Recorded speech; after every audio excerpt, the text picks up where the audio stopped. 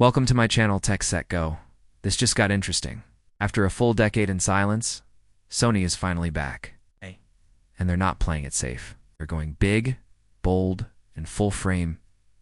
RX1R III is here, and it's not a rumor anymore. It's real. Meanwhile, Fujifilm's been quietly dominating its own corner of the camera world. In 2024, they dropped the X100VI, the sixth version of their cult classic. A camera that's not just loved, but we're ripped. Now we've got a real showdown.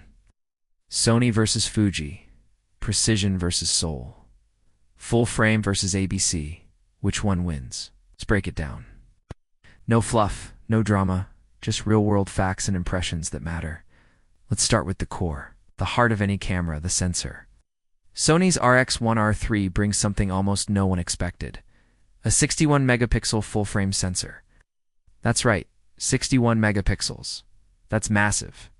That kind of resolution means every tiny detail is captured. Every blade of grass, every wrinkle, every grain of sand. It's extreme, and in this size of a body, it's unheard of.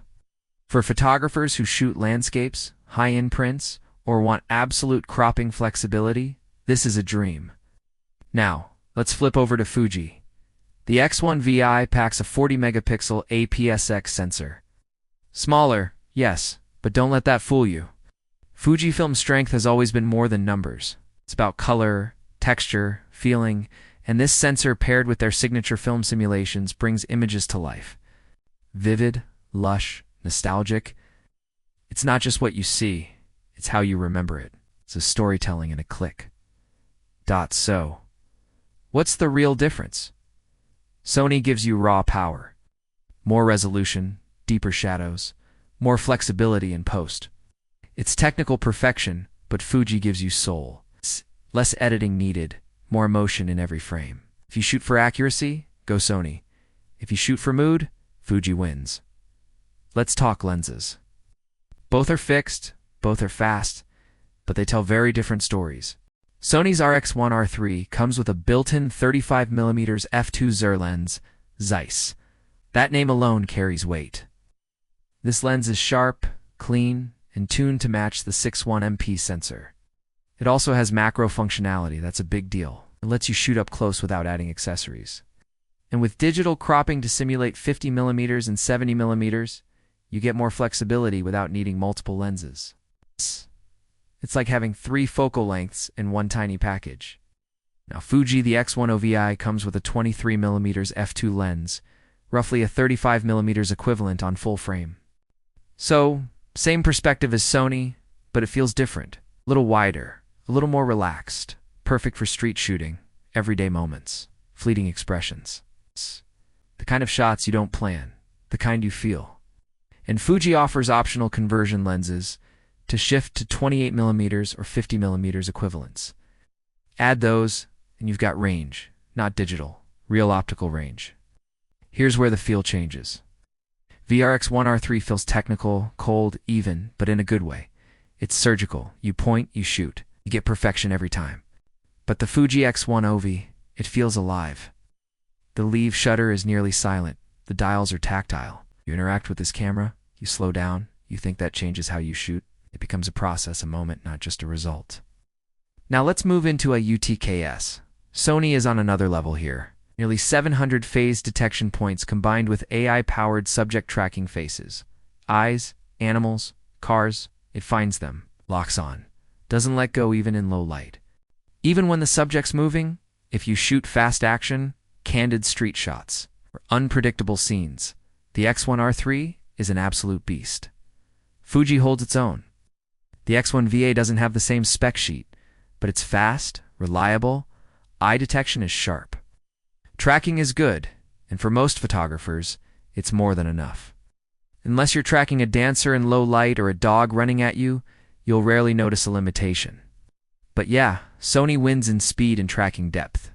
What about video? Sony RX1R III shoots 4K at 30fps full frame. It's 10-bit 4:222 internal with slog 3. That's serious. It's not cinema gear, but it's far from basic. You can color grade, push shadows, recover highlights. It's a powerful tool for hybrid shooters. One camera, high-end stills, and beautiful video. Fuji answers with 4K 30 fps, 210-bit. But its strength isn't in flat profiles, it's in looks. You shoot with a film simulation like Eterno or Classic Chrome, and the footage is ready to go. No grading needed. It just looks good. That's huge for creators who want to shoot, post, and move on. Less time in editing, more time creating. Now, let's talk about how these cameras feel in the hand. Sony's RX1R III is sleek, modern, compact, built like a little tank. Metal body, no nonsense. It slips into a small bag, even a coat pocket. But it's dense, heavy for its size. Battery, life, not great. Maybe a couple hundred shots if you're lucky. But this isn't an all-day camera. It's a precision tool. You use it when you need it. Fuji's X100VI feels different. Retro, warm, inviting. It's light. The battery lasts longer, the grip is better, and the dial's pure joy. Shutter speed. EO exposure comp. All within reach. It makes you want to shoot more. Not because you have to, but because it's fun. Now let's get technical. Workflow. Shooting 6.1 MPP RAW files on the RX1R III. That's no joke. Each file is massive. You'll need fast cards, a strong computer, and lots of storage. But the results are unmatched. Crop forever. Print huge. Push the files in post and they hold up. It's a pro's dream with Fuji. The files are smaller, faster to edit, easier to manage. And the JPEG's stunning. Many Fuji shooters never even touch RAW. The color is just right. You shoot, you share. Done. It's smooth, effortless, and for casual or travel shooters, that's a gift. Let's talk portability. Both cameras are small, but the Fuji wins this round. It's lighter, feels more balanced, and the leaf shutter, it's nearly silent. You can shoot anywhere. It's quiet places, crowded streets, no one notices, and you're less tired carrying it all day. It becomes a part of your life, not just gear in your bag. There's also flash to consider. Fuji's leaf shutter allows for high-speed sync. That means you can shoot with flash even in bright daylight. Portraits with a shallow depth of field and perfect exposure. Easy. Sony can do flash work too, but it's more complicated. You'll need accessories. Planning. It's not as seamless. Speaking of accessories, Fuji's got them. Grips, leather cases, thumb rests, optical adapters. They lean into lifestyle, into community. The Fuji system is as much about feeling as function. Sony fewer options, more serious, focused on performance, but less personal. Here's something you can't measure: the emotional connection. Fuji users will tell you this camera changes how they shoot. It makes them want to shoot. The X1VI feels alive. You don't just use it, you bond with it. It's the camera you take on walks, on road trips. It becomes part of the story. Sony. It's different. Respect it. You rely on it. You trust it. It's like a high-end tool, not something you show off. Something you use for serious work. And only the best image quality will do. Now let's talk money. Sony's RX1R III is expensive. It's no surprise you're paying for full frame for Zeiss glass. Pay for cutting edge AF. It's an investment. You're not buying this casually. Do Fuji. Still premium, but way more affordable. And the value is incredible. You're getting amazing image quality, fun design, great handling, all at a lower price point. So who's this for? Sony's RX1R III is for professionals, perfectionists, pixel peepers, people who print big, people who edit deep. It's a monster in a small shell, and it delivers every time.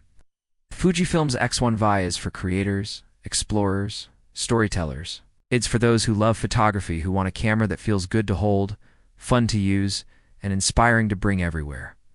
Got no wrong choice here, just different tools for different souls. And that's what makes this battle so exciting. In part 2, we'll go deeper. Talk firmware customization, flash systems, community support, long-term durability, and what these two cameras really mean in the photography world right now. Risk. Stick around for